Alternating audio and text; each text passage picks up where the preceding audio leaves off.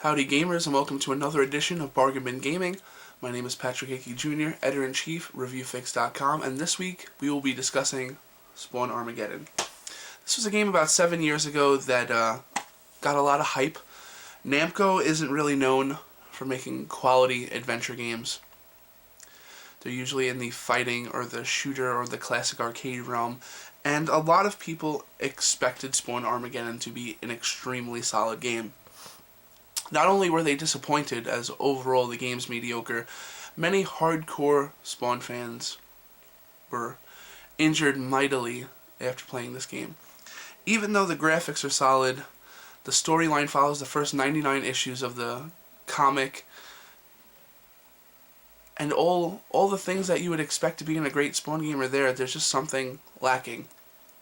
It tries to make itself like a Devil May Cry clone, and as a result, you see a lot of the style and pizzazz that go into games such as Onimusha and Devil May Cry, but without the proper execution.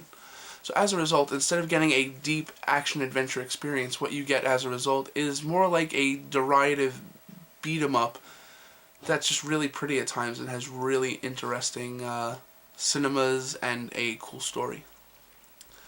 The puzzles in Spawn Armageddon are generic.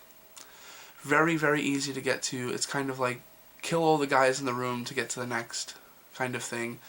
There's not really that expansiveness that you would expect from a game taking place in New York City. You don't really have that free roaming capability.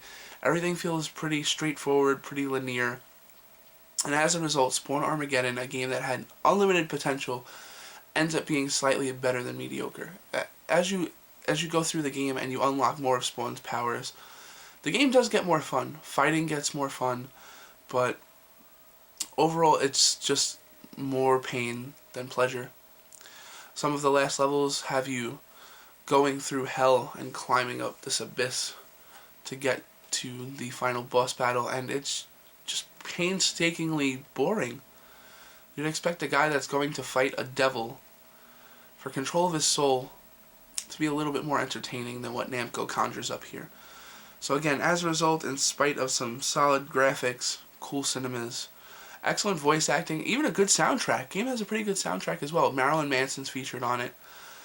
It's just slightly better than average. So if you're a hardcore Spawn fan, you may want to pick this up. It's probably like $15. But if you're just a cheap gamer that's looking for something else to play for $10-15, there's so many other games out there that you can buy. So stay away from this one. Sorry, Namco.